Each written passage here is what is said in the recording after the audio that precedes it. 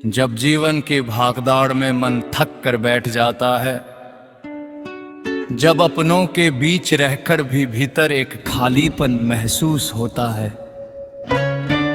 जब रात की खामोशी में दिल अपने ही सवालों से घिर जाता है और आत्मा ये पूछती है कि आखिर वो सुकून कहाँ है जिसे पाने के लिए ये जीवन मिला है, तब संतम की मधुर वाणी धीरे से हमारे भीतर उतरती है और कहती है कि हे जी, तू जिस शांति को संसार की गलियों में ढूंढ रहा है, वह तेरे अपने ही अंतर में छिपी बैठी है।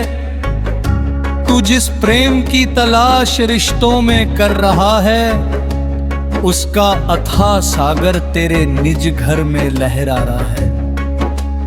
तू जिस सहारे के लिए दर दर भटक रहा है, वो दयाल प्रभु तेरे रोम रोम में अपना नूर भरकर बैठा है। राधा स्वामी दयाल की दया का संदेश यही है कि मनुष्य इस संसार में केवल खाने कमाने सोने और एक दिन चले जाने के लिए नहीं आया, बल्कि वो अपनी आत्मा को पहचानने अपने सतगुरु के चरणों से जुड़ने और उस अनहद शब्द को सुनने आया है जो काल कर्म और माया के पार से हमें पुकार रहा है। हे प्रिय आत्माओं, एक पल ठहरो, अपने मन की आवाज को शांत करो और प्रेम से सुनो, क्योंकि आज जो वचन सुनने को मिल रहे हैं वे केवल शब्द नहीं, ये भीतर सोई चेतना को जगाने वाली पुकार है।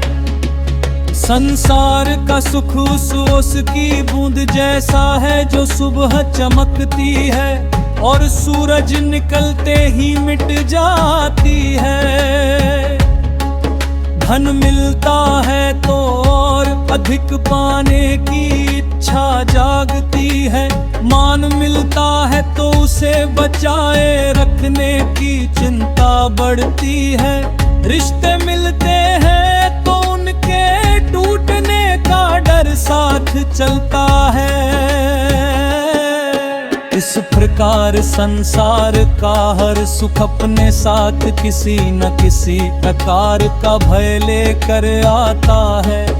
इसलिए संत जन कहते हैं कि जहाँ भय है वहाँ पूर्ण सुख नहीं है।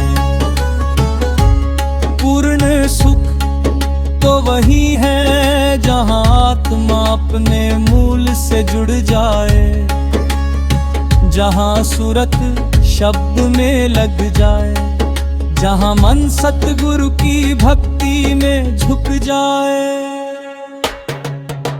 राधा स्वामी मत हमें ही सिखाता है कि मन को बाहर की दौड़ से हटाकर भीतर की यात्रा पर ले चलो। ये मन बड़ा चंचल है, इसे रंग बिरंगी चीजें आकर्षित करती हैं। कभी यह प्रशंसा चाहता है, कभी अधिकार चाहता है, कभी बदला चाहता है, कभी मोह में उलझता है, कभी क्रोध में जलता है। लेकिन आत्मा का स्वभाव इससे भिन्न है।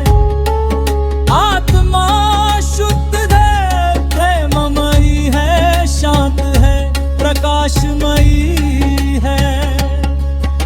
जब मन का शोर कम होता है, तब आत्मा की पुकार सुनाई देने लगती है।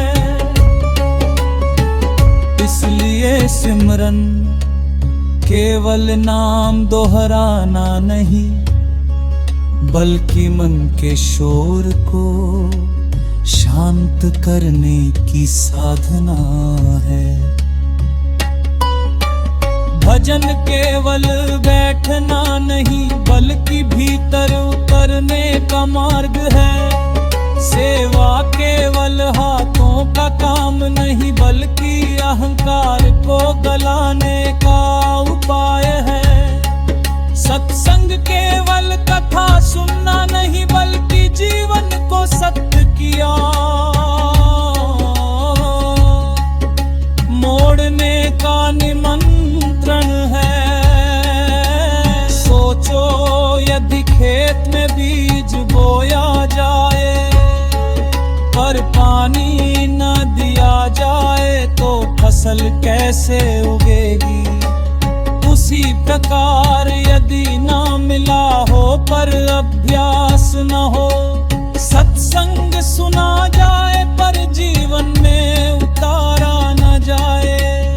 गुरु से प्रेम की बात की जाए, पर अहंकार ना छोड़ा जाए, तो आत्मिक उन्नति कैसे होगी। राधा स्वामी दयाल की राह प्रेम की राह है, विनम्रता की राह है, धैर्य की राह है। यहाँ जल्दी का फल नहीं, हर रंग की रफ्तार का फल मिलता है। जैसे दीपक लगातार जाता है, कभी अंधकार हटता है, वैसे ही निरंतर सिमरन से मन का अंधकार दूर होता है। कभी कभी जीव शिकायत करता है कि मैंने प्रार्थना की, फिर भी दुख क्यों आया। मैंने भक्ति की, फिर भी परीक्षा क्यों आई। पर संत समझाते हैं कि दुख हमेशा दंड नहीं होता, कई बार हो जागृति कहीं। जिस क्षण मनुष्य के जीवन में सब कुछ होते हुए भी भीतर एक खालीपन, एक बेचैनी, एक अनक ही प्यास जागती है, उसी क्षण से उसकी असली आध्यात्मिक यात्रा शुरू होती है। क्योंकि संसार की दौड़, रिश्तों की उलझने, धन की चिंता, मान सम्मान की चाह और इच्छाओं की अनंत श्रृंखला मन को थोड़ी देर के लिए बहला तो सकती है, पर आत्मा की भूख को कभी शांत नहीं कर सकती। प्यारी साध संगत जी, जरा अपने जीवन की तरफ ध्यान से देखिए। कितनी बार ऐसा हुआ कि जिस वस्तु को पाने के लिए हमने दिन रात मेहनत की, उसे पा लेने के बाद भी मन को सच्चा चैन नहीं मिला। कितनी बार लगा कि बस यह काम पूरा हो जाए तो सुख मिल जाएगा, बस यह परेशानी खत्म हो जाए तो शांति मिल जाएगी। लेकिन एक समस्या के बाद दूसरी, एक इच्छा के बाद दूसरी,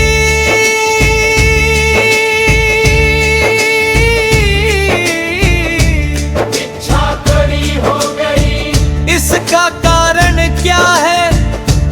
कारण यह है कि हमारा मन उस स्थान पर सुख खोज रहा है जहां स्थायी सुख है नहीं।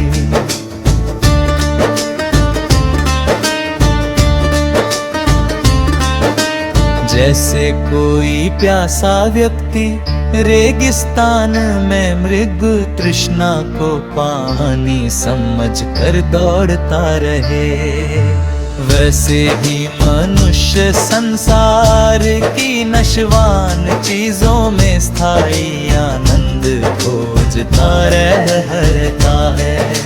राधा स्वामी मत हमें प्रेम से समझाता है कि सच्चा सुख बाहर नहीं भीतर है। सच्चा मालिक दूर नहीं, सच्चा मालिक दूर नहीं, हमारे ही अंतर में विराजमान है। सच्चा धाम किसी दिशा में खोजने की वस्तु नहीं, बल्कि सूरत को शब्द से जोड़ कर अनुभव करने की अवस्था है। लेकिन दुख की बात यह है कि मनुष्य बाहर की आवाजें सुनने में इतना व्यस्त हो गया है कि भीतर बज रही अनहद धुन को सुनना ही भूल गया।